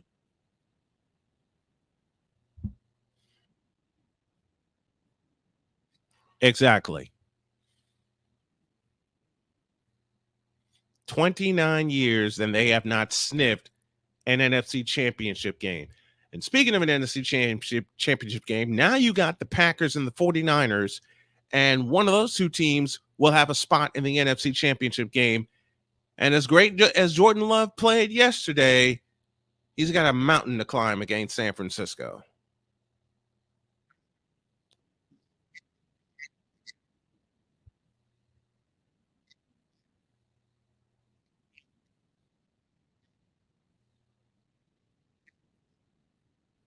Mhm. Right. Yeah, it is. It is because it is. It is, and it's so true. But looking at it this way, they needed that bye week because now they get they get stronger. They get some reinforcements. Eric Armstead is back. Tashawn Gibson is back. That defense gets a lot of reinforcements. And you're right. It would have been three weeks since basically 3 weeks since the 49ers played because they pulled their starters early in Washington after they beat up the Redskins. Even though they lost to the Rams, you knew most of their starters would not play beyond the first quarter, and they didn't play beyond the first quarter. So that's essentially a week off. Then they get a full week off. They get back in practice, and now you face one of the hottest teams in the Green Bay Packers. But again, looking at this, as great as Jordan Love has played and as hot as the Packers are, they have a mountain to climb in Santa Clara.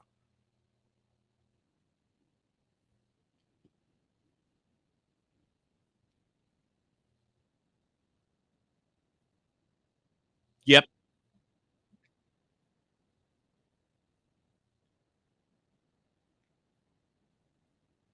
Right.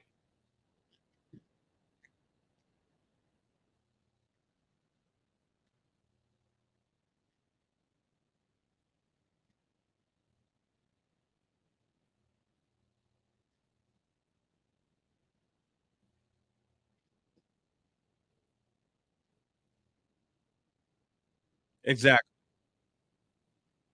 Yep. He's not showing.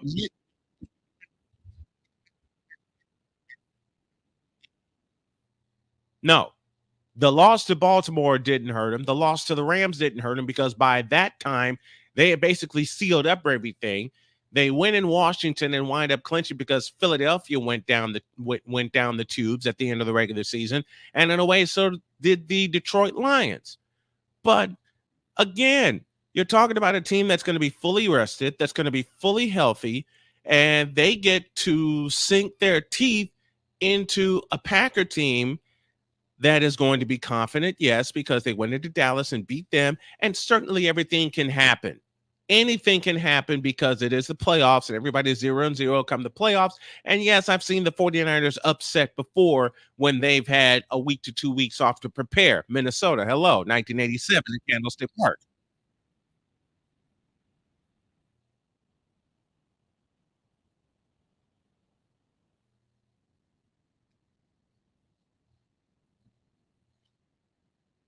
Yep. Yep. Yep, absolutely. Speaking of a team that's going to fall flat on their face, let's turn our attention to college basketball and turn our attention to a couple certain people that you and I are very familiar with. The North Carolina Tar Heels blew out the Syracuse Orangemen this past weekend. There was a post that you sent me from a certain person. And my simple question. Yeah, my simple question is what?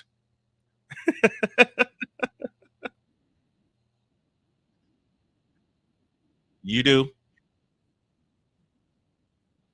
Mm-hmm.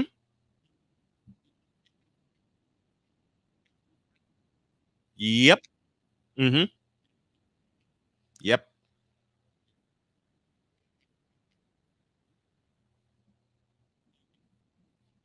Yes. Thank you.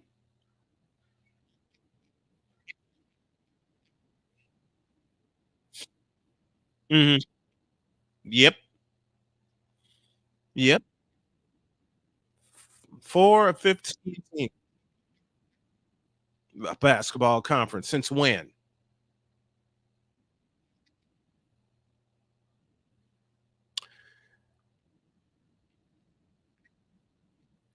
Badly and blindfolded. Hey, man, listen. We know about the ACC Big Ten Challenge. That happens that happens early in the year. Okay. What about the ACC taking on real top 25 teams like, oh, I don't know, Arizona perhaps?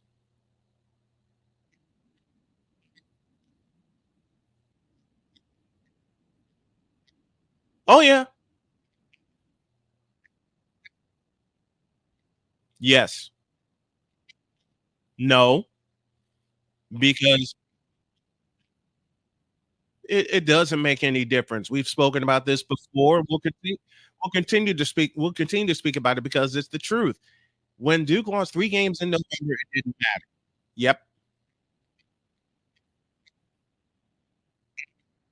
Mm-hmm. There isn't.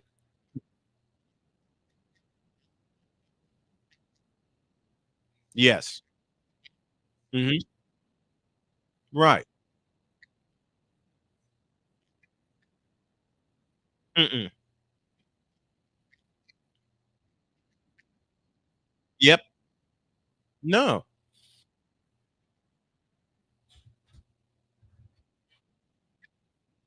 it has died.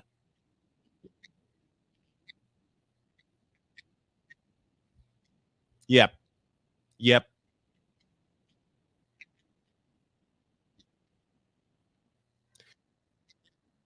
Played any exactly.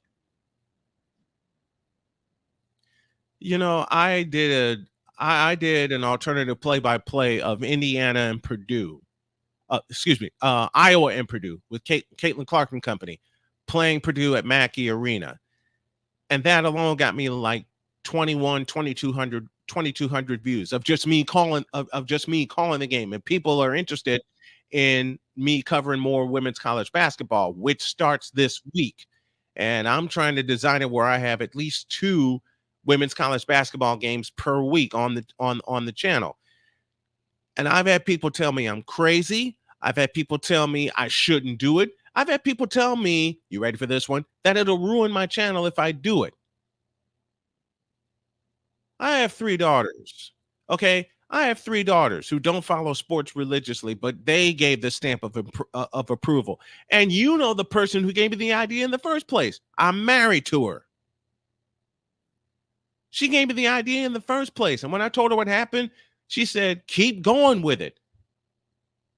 And it brings us back to a point that we discussed here before on this show, that women's sports coverage, and I'm talking sports coverage in general, is atrocious.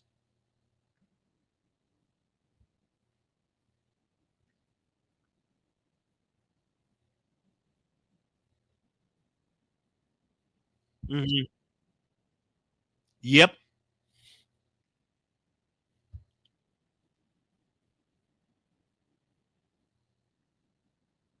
Mhm. Yes. Mhm.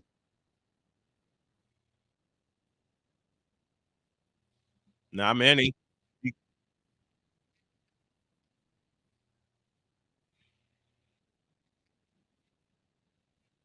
Mhm.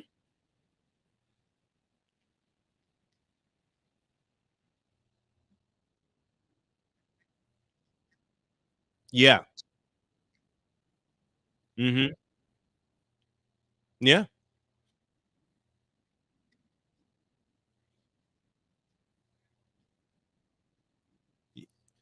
And they do it with women's sports repeatedly.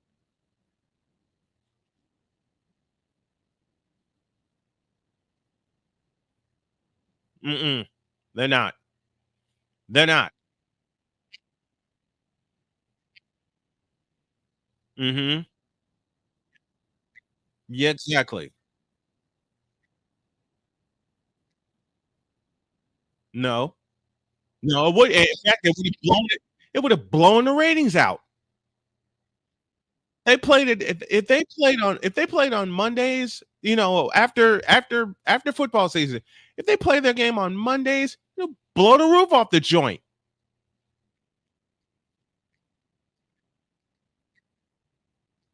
Yep.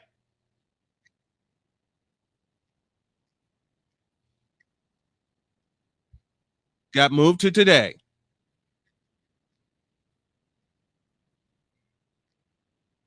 Yep. You exactly.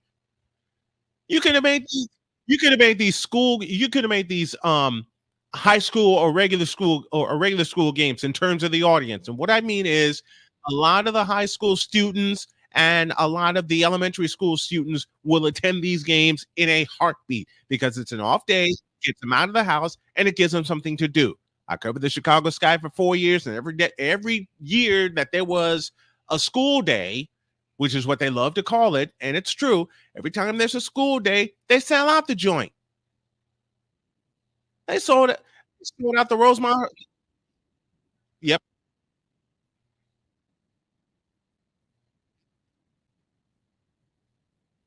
Nope. Mm-hmm. Mm-hmm. Yes. Yep.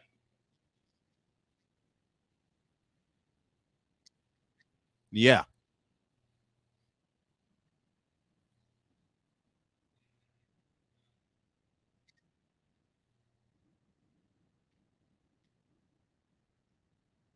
And I think she will stay. I think she'll stay.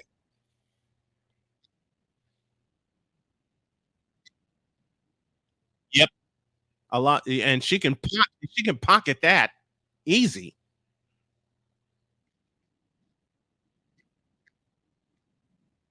Yep. Mm-hmm. Mm-hmm. She is. And they're so every game this season, I read this on iowahawkeyes.com. Every game this season for women's basketball is gone, sold out. Every game, home and road, is sold out. I mean, there was a travel advisory on Saturday night. The weather was atrocious in Iowa City, and yet you still had 13,000 show up at Carver Hawkeye Arena. You still had 13,000. You still had 13,000 at Carver Hawkeye Arena.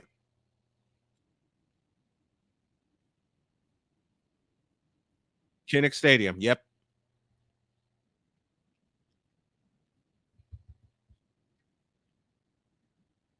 Mm-hmm. Yep.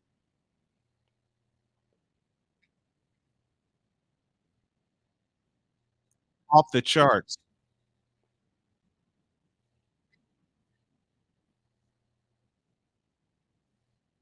Mm-hmm. Yep.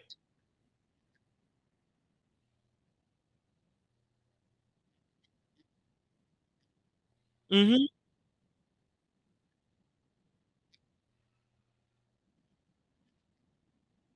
Exactly.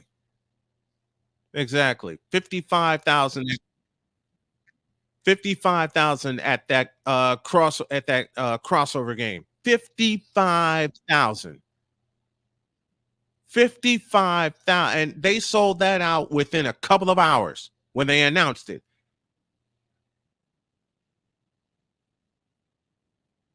Mm-hmm. Yep, they're buying them. I'm going to get one. All right, let me be totally real. I'm going to get one. I'm going to have some Caitlin Clark memorabilia, some Angel Reese memorabilia. How much have they meant to college basketball, man? Just those two alone, from their epic championship game in Dallas last April. Yep. Highest rated women's basketball game ever. And they're on a collision course yet again, even though Auburn upset LSU yesterday. Auburn upset LSU 67-62 yesterday. They're still talking about Angel Reese and LSU and Caitlin Clark in Iowa. They're still on a collision course. And our final point. Go ahead.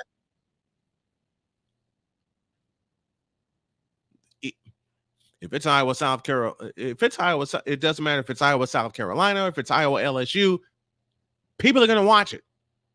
And I've made the decision.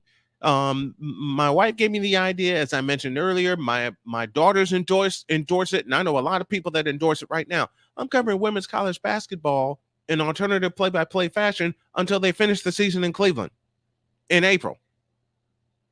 And to me, having the women's Final Four inside an arena that seats only 20,000 is freaking atrocious.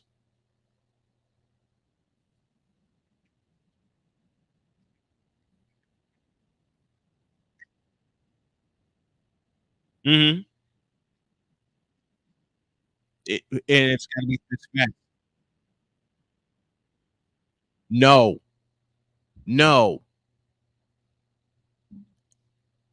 I mean, if the men can do two.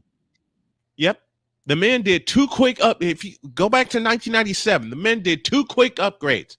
One, they made it after they played at the Meadowlands in 1996. That was the last arena they played in. Since then, they went to 40,000 seating.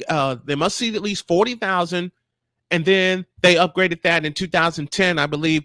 No, check that. In 2009, because they played at Ford Field, to 70,000. Why won't they let the women's game do the same damn thing? This should have been done a while ago. I've said it so many times before. This should have been done a while ago, period. You can't tell me you can't put the Final Four at Lucas Oil Stadium or the Superdome or where it is this year, Phoenix, Arizona, and you can't tell me you can't put the men's and the women's Final Four in the same place, 2021, Indianapolis, that you can't put it in the same place, have the same courts ready, you know, with the crews there, and you can't generate $1 billion from both of those tournaments. You can't tell me that.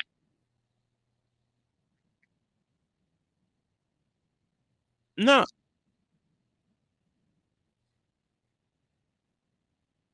No, it doesn't. It doesn't. It's atrocious the way the women's game for any sport has been treated.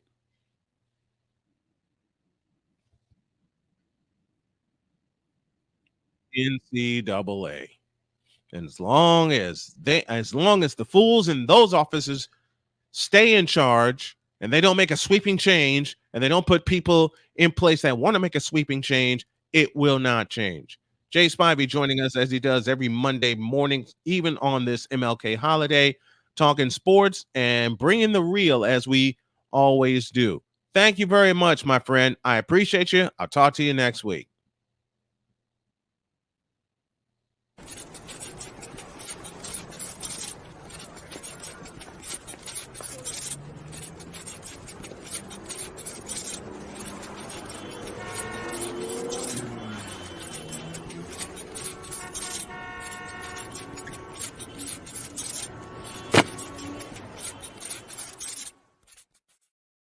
Now I got to get the heck out of here and go to the doctor.